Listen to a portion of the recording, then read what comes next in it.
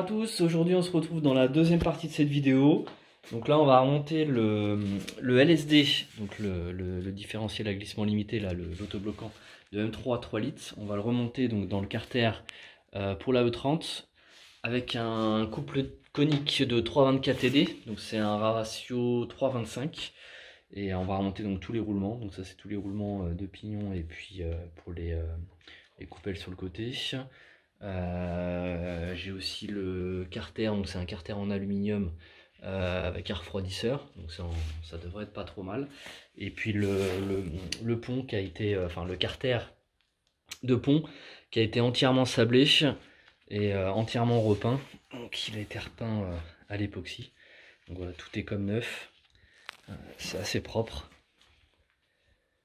Donc c'est plutôt sympathique. Donc voilà, bon bah place au remontage, c'est parti. On va commencer par insérer la demi-partie du roulement. Donc le roulement est en deux parties. Donc nous on va insérer celle-ci directement comme ceci. C'est bien inséré droit. On va prendre une cale. Ça devrait pas être trop mal. C'est parti.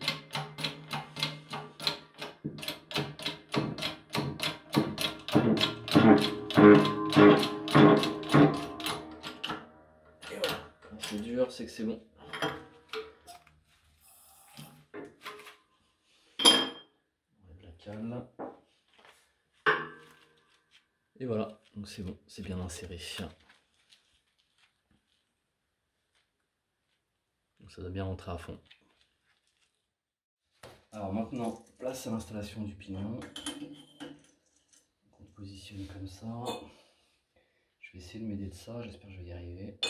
On va essayer de l'enfoncer.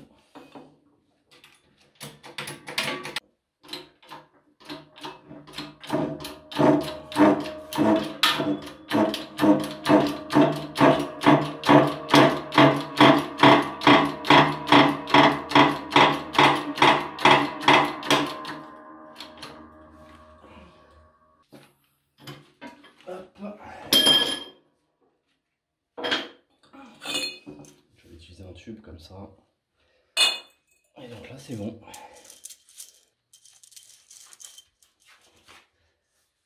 Ensuite on enchaîne avec l'installation des roulements sur le différentiel, donc de chaque côté. On va commencer par celui-là. Bien le positionner droit. Je vais prendre une cale.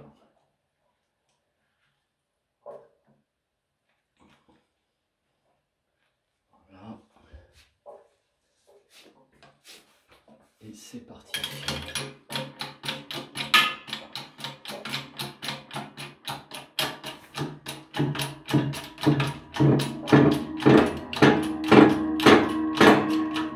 Voilà, ça rentre tout seul. Donc pareil, c'est parti.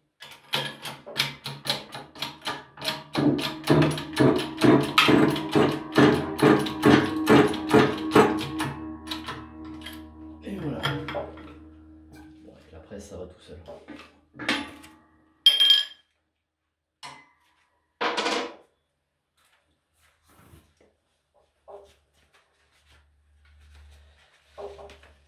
Donc pour remettre la couronne, je l'ai laissé tremper un peu dans l'eau chaude pendant 20 minutes. Enfin de l'eau chaude, de l'eau bouillante.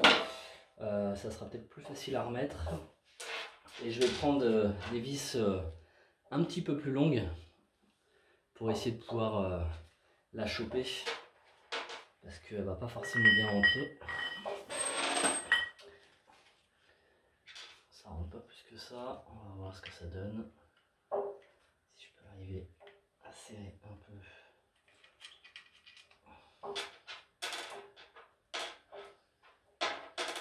Peut-être un peu de WD-40.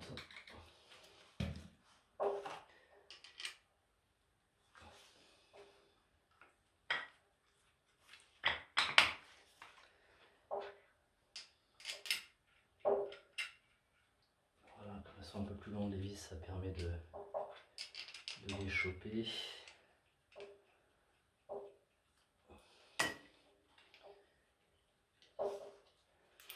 On va monter doucement.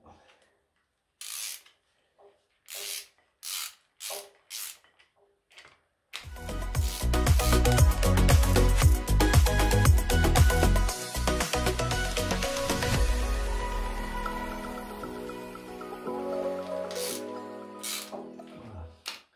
Ensuite, les autres vis, maintenant elles rentrent.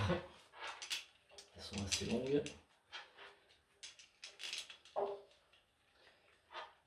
Pareil, on va les serrer progressivement. Voilà, je vais prendre la péteuse en serrant au minimum. Je crois que c'est 30-40 mm.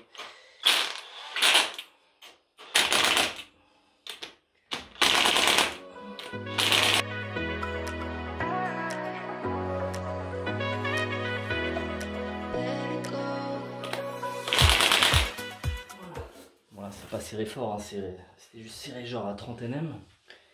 Mais au moins on peut s'apercevoir que la couronne elle est bien positionnée. Voilà. Donc après je vais refaire le serrage en mettant de la loctite. Et le serrage, on va le mettre assez fort. Donc là ce que j'ai commencé à faire, donc, ce que j'ai fait c'est que j'ai indiqué le numéro, c'est pour que vous sachiez à peu près le serrage. Donc 1, 2, 3, 4, 5, 6, 7, 8, 9, 10. Voilà, donc c'est en étoile, on va dire, pour faire un serrage. Bon, j'ai remis la 1, la 2, la 3, la 4. Donc là, je vais enlever la 5. Je vais mettre un tout petit peu de frein filé, mais vraiment léger. Ça va en mettre de trop non plus, mais c'est de la forte, donc ça tient bien. Et puis là, je serre au pétard. Donc celui-là, sur la position 2, je sais pas, c'est 130 Nm. Je pense que ça suffira.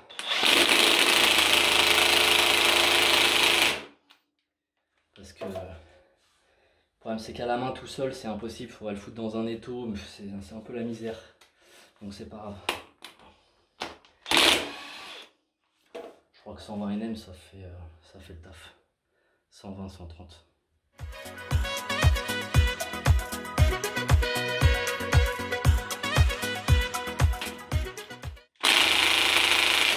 Et voilà. Réinstaller. Pour info l'ordre de serrage. Et voilà. Donc là je viens de positionner donc le carter.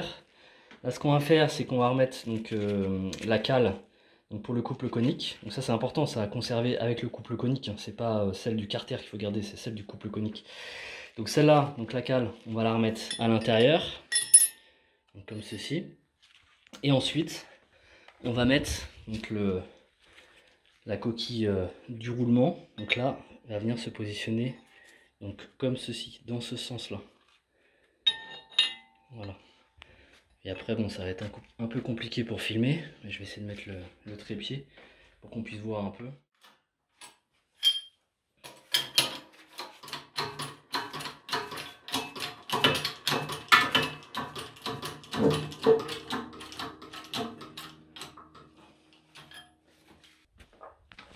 Alors voilà quand c'est installé. Voilà. Nickel. Si je le mets dans l'autre sens, on voit bien le roulement. On voit bien la cale entre les deux. Voilà. On enchaîne. Juste pour vous montrer. C'est comme ça. Et la coquille vient s'installer dans ce sens-là. Voilà. Donc c'est parti pour le montage. Installation de la demi-coquille.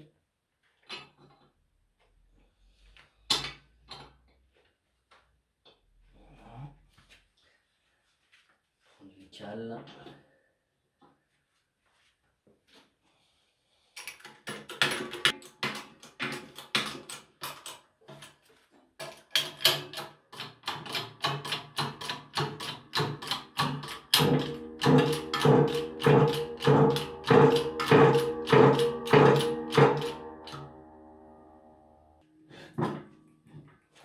Si la cale, je me demande si elle est bloquée pas en descente. Du coup, je vais utiliser une ancienne demi-coquille pour voir ce que ça dit. Ouais, je peux peut-être pousser avec. Ça sera peut-être mieux. Je suis sûr d'aller tout en bas. On va vérifier. Elle n'était pas enfoncée à fond. C'est bien ce qui me semblait. Donc là c'est bon. Voilà. Impec. Là. Cette fois-ci on va mettre ce roulement là, dans ce sens là. Alors pas oublier, avant j'ai mis la...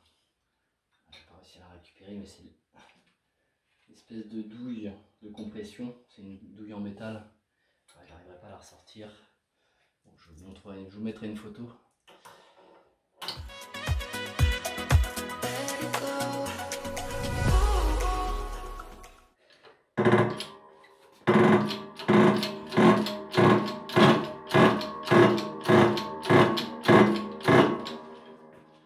Donc voilà, donc là il est rentré à peu près.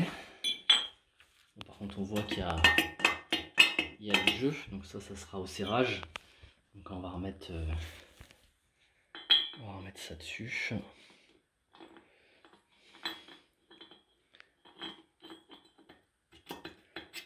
Voilà, on va resserrer.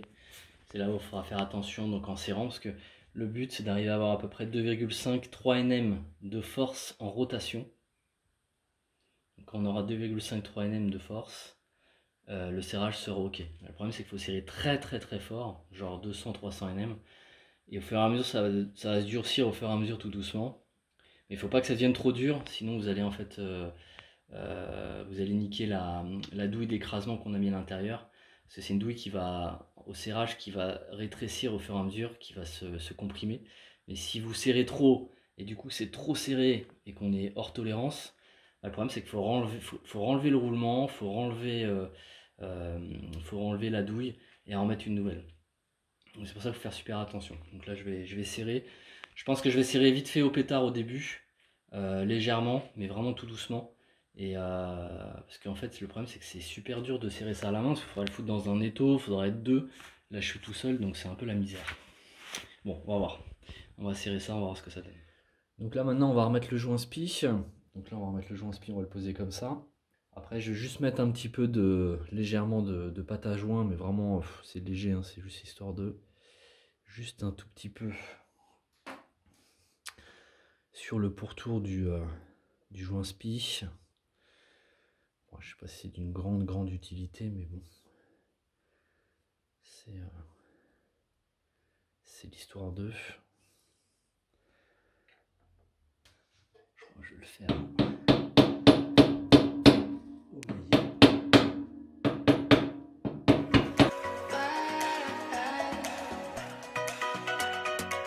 Bon, voilà, ça ira très bien. Ça fera le taf. Ensuite, on va remettre la tulipe. Hop. J'ai repris des écrous neufs. Je vous mettrai la référence dans la description de la vidéo, les références des pièces. Donc un écrou tout neuf.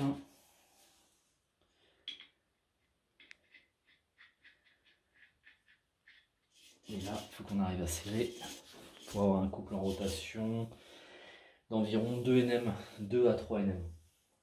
Bon, là, quand je tourne avec la clé, il y a 0 Nm, il n'y a absolument aucune résistance.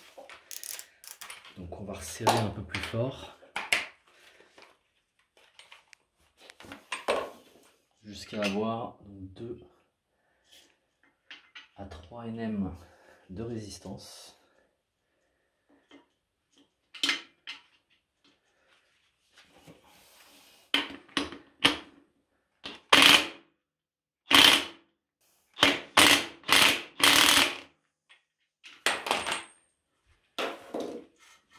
C'est beaucoup plus dur et ça a à peine tourné.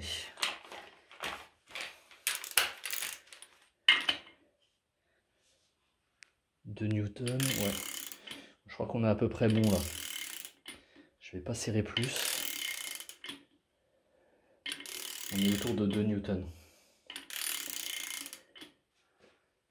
Donc là on est à peu près à, ouais, là 2,1,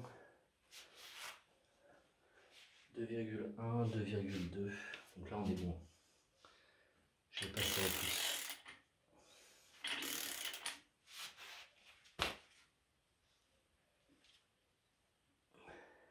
Ouais. Donc là on est bon. Alors on continue avec l'installation des joints SPI donc sur les portes tulipes. Donc du coup ils viennent s'insérer comme ceci. Je vais utiliser donc la presse et on va les insérer dedans.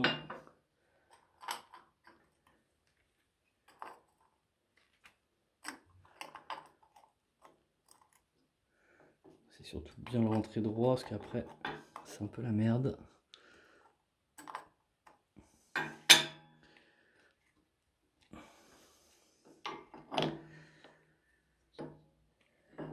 C'est parti.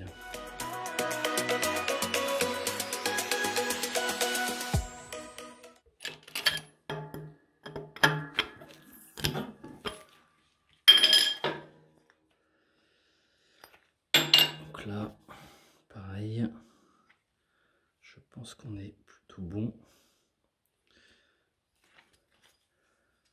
Et là, on est pas mal. Pareil, à fleur. Voilà, nickel. Alors ensuite, on va installer donc la couronne. Donc ça, c'est pour le capteur de vitesse, le speed sensor. Donc là, c'est pas évident à remettre. Il faut pouvoir appuyer partout pour pouvoir l'enfoncer à la presse. J'ai de la chance, j'ai trouvé ça en fait, c'est le truc là de la bonbonne de gaz d'argon là. Et ça fait pile poil le diamètre. Donc j'ai vraiment de la chance.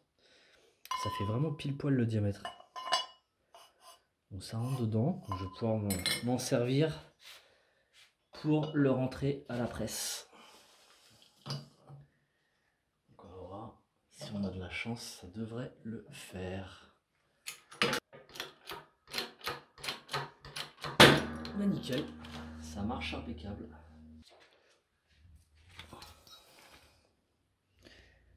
Là on voit bien. C'est bien rentré. Nickel. Bon voilà, donc maintenant ça c'est bon. Donc on a remis le pignon, tout est serré.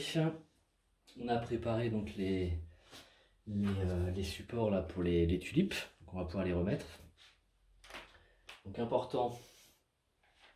Donc j'ai des joints que j'ai mis, donc des joints tout neufs. Donc ça c'est les joints qu'on met donc ici. Donc ça se trouve en pièce neuve chez BMW. Ça c'est les shims, donc en anglais ils appellent ça les shims. Donc c'est les cales donc, qui ont une épaisseur spécifique.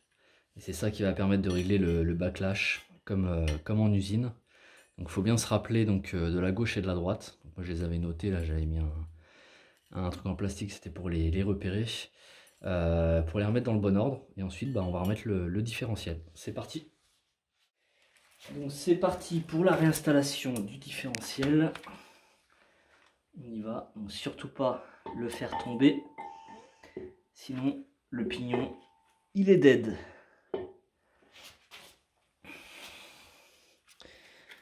Donc on va remettre ça.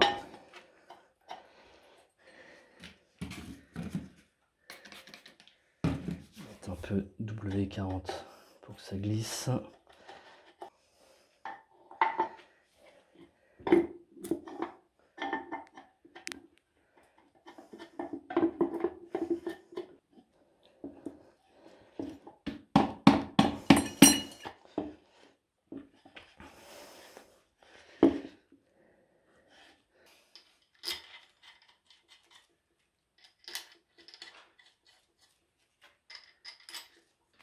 Alors maintenant on va faire un petit serrage donc à... Ouais, moi j'ai regardé, on va mettre 37 Nm, c'est ce qui me semble le plus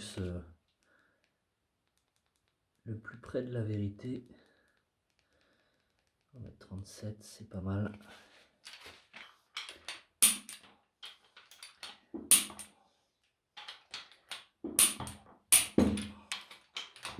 Et voilà, impeccable.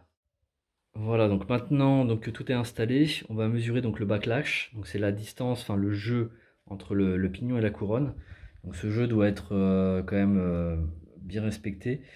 De mémoire, c'est entre 0,06 et 0,14.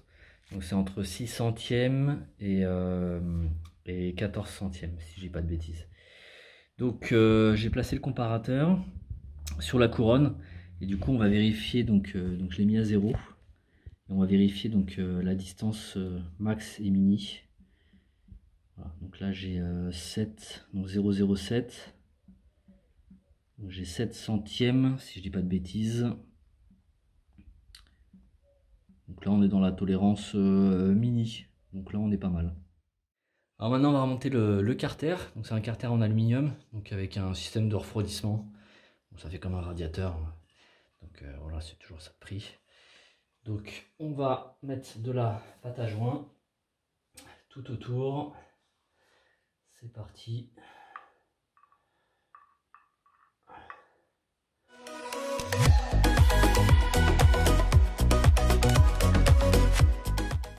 Et on va le remonter.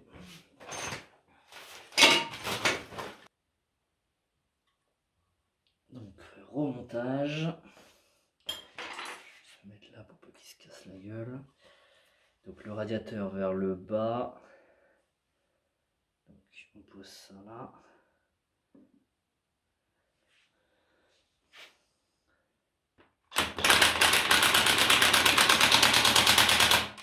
Donc serrage 50 Nm.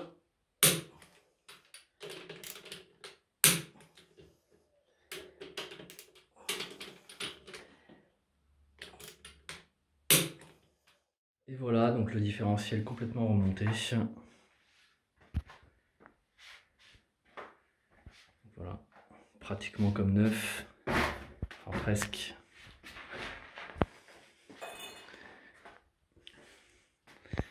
Voilà. Plutôt sympa.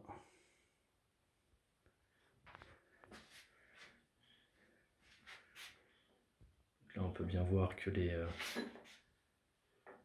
deux tulipes tournent dans le même sens.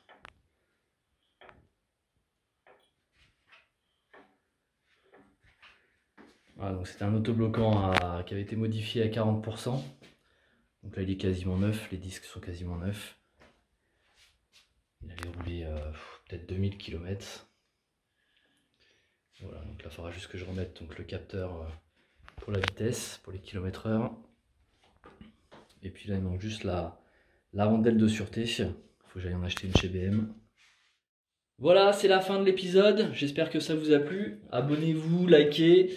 Et puis la suite dans les prochains épisodes. Donc le remontage du train arrière, du différentiel, des cardans 234. Enfin voilà, il y a quelques modifications sur la E30.